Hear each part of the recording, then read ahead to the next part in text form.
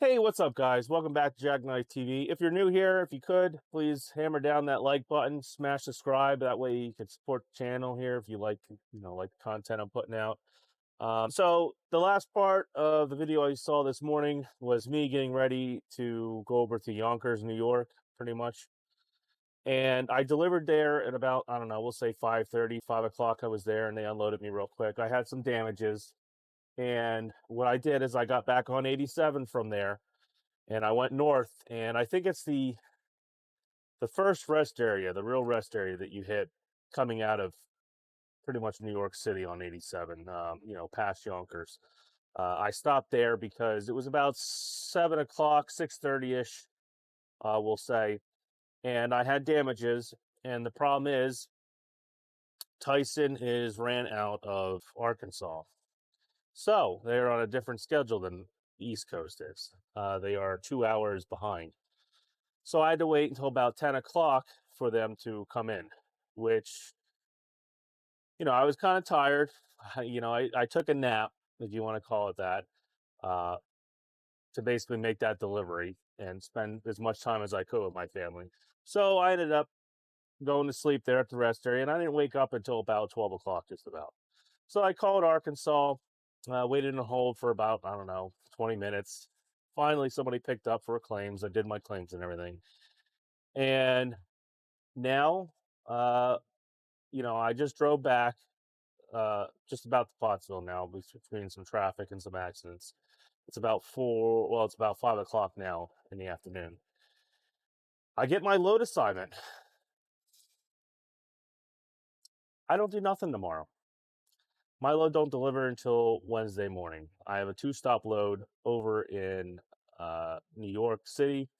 The first stop, I don't know. The second stop is Hunts Point, which, I'm used to going there.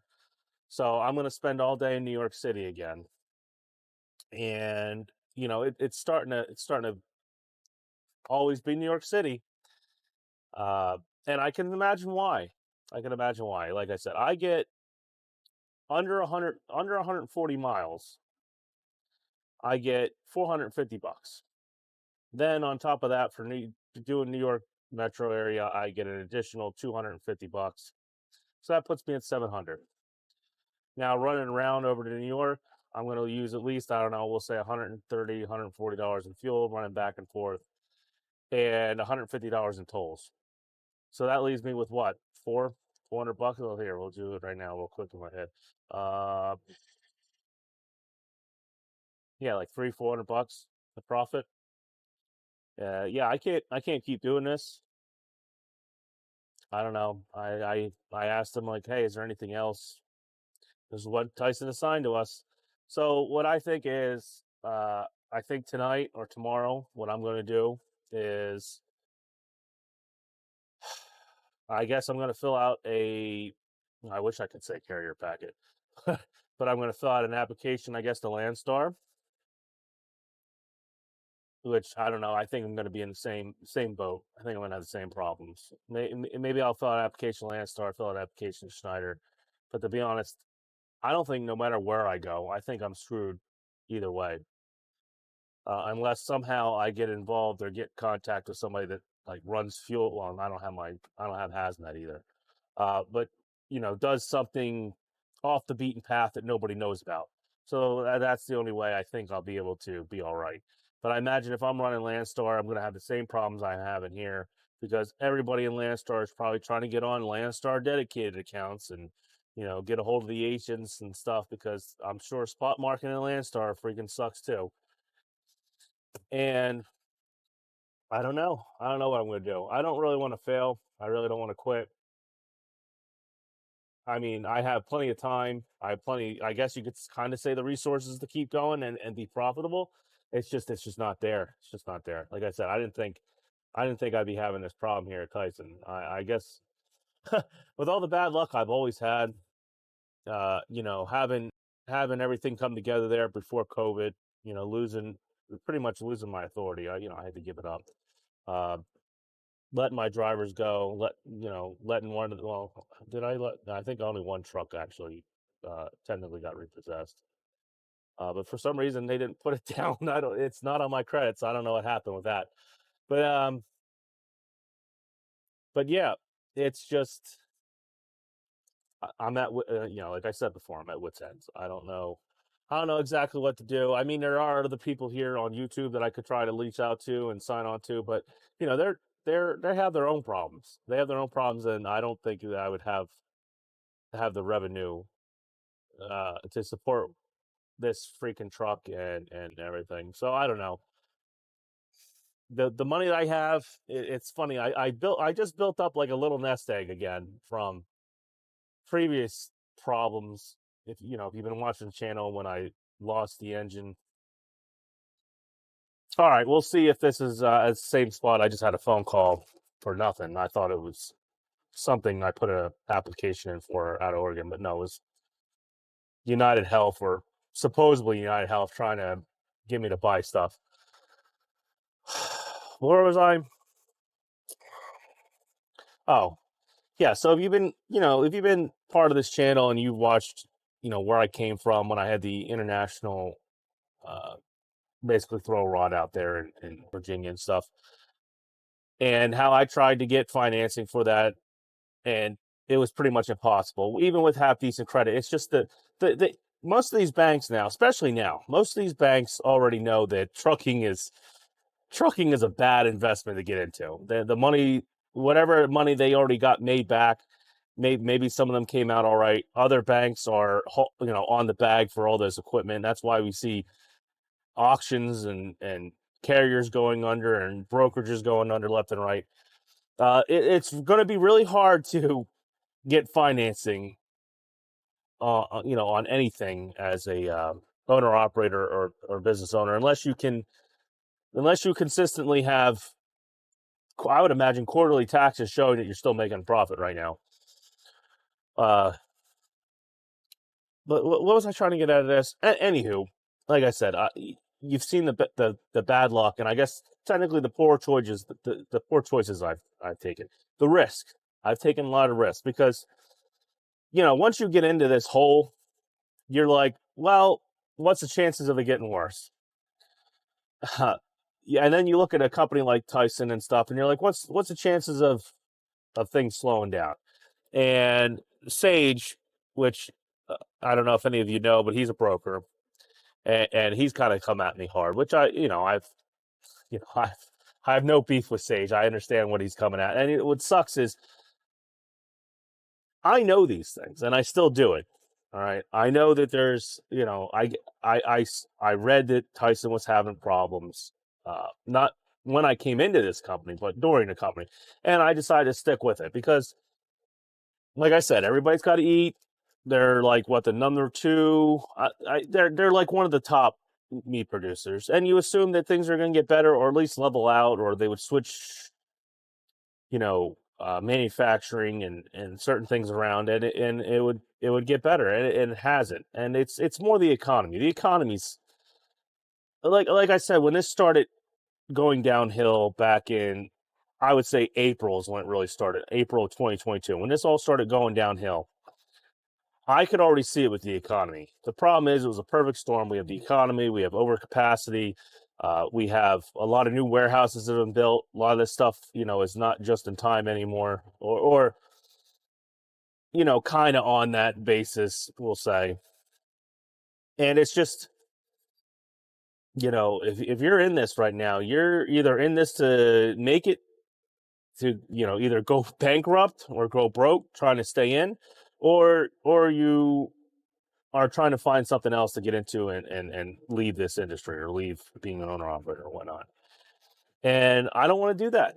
I don't want to do that. Being an owner operator has afforded me a lot of things. Has afforded me uh, the ability not to live paycheck to paycheck, which I'm not living settlement to settlement right now. I will tell you that. It sucks. It sucks really bad, but I can see where it's going, and I can feel it, and I know it's only a matter of time before, you know, either money stops stacking up into savings, or which basically it's now almost, or I start losing money. And like I said, I still have a lot of debt, things to pay off, and it's just I can see what's coming, and I already know what's here anyway. So it's just it's very stressful. It's stressful being an owner operator. I'd say usually most of the time it's not. Usually most of the time it's financially rewarding.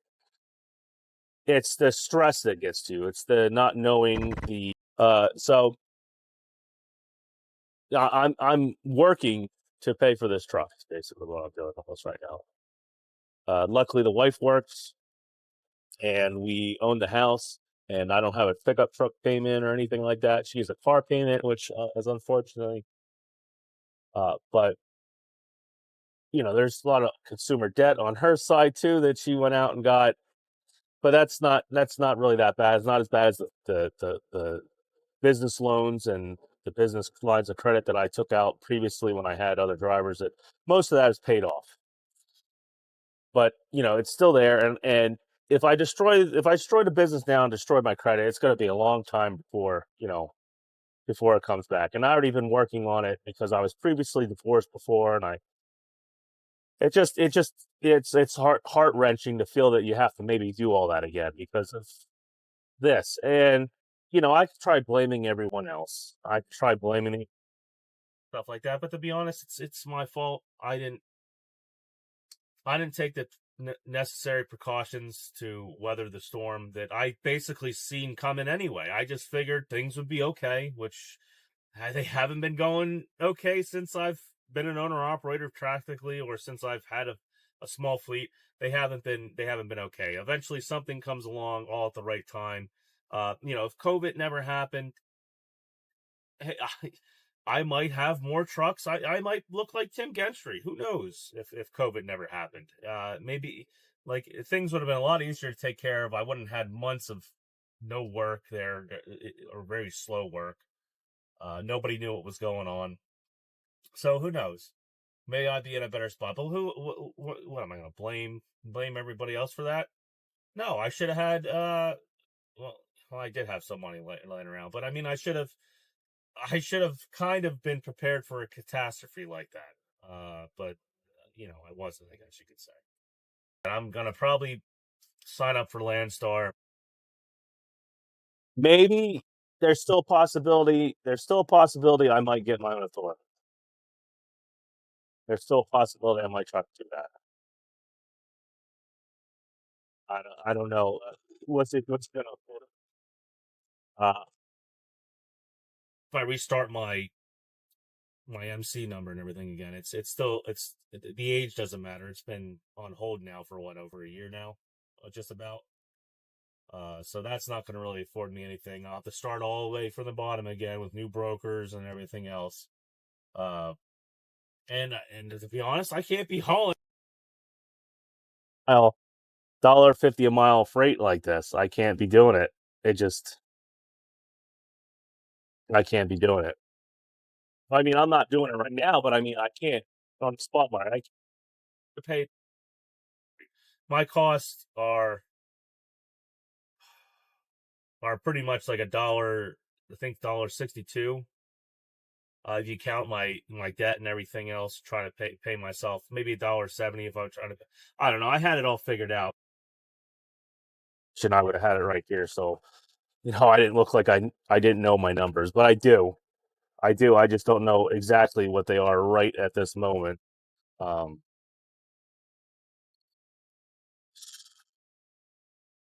yeah, the numbers I'm basing them off of are like 2,500 miles. So like I'm not definitely not getting 2,500 miles. I did like 1,200 miles last week, and I'll be lucky if I probably do 1,200 miles this week at the rate I'm going. I have a feel. And yeah, and I keep seeing that the hopefully the mic ain't switching back and forth. I don't know. I keep seeing something about the mic, USB recording mic coming up. So I don't know. I'm gonna end it here. I'm just like I don't even want to like. It's it's like pointless because always in the back of my head I got all these problems to worry about and things. And like I've been working on some information I've been reading data about and stuff about what you might be able to improve, what you might be able to improve to keep your operation going. Why on this? I don't. I really want to listen to this piece. Like, I'd rather be an ego logistics, you know, waste purchaser. Doesn't happen again. Just oh, why am I making money? I'd rather be that than know what's going on and see it just slowly circle the toilet, like I said. But anywho, that's enough of this depressing little chat here. This is Jack Knight TV. If you enjoyed the comment, the content, please comment below. Like I said, go over that like button and hammer 10 like. Try to edit the old video I got. Just to try to keep this channel alive right now because it's very disheartening for me to I don't know try to put out something upbeat, but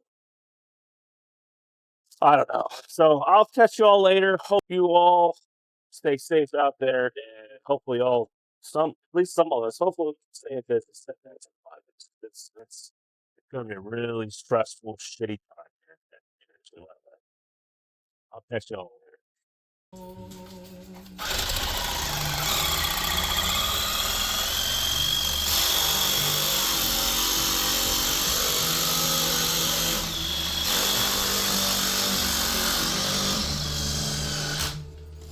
Little man carving his pumpkin with his shirt off. I mean, I don't want to get your Eagles jersey dirty. Don't get that dirty.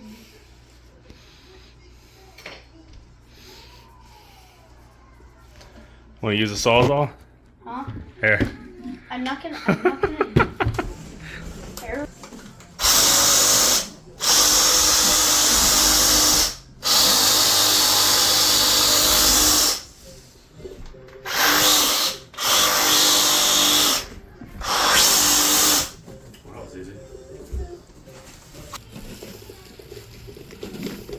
He's like super zoomed in.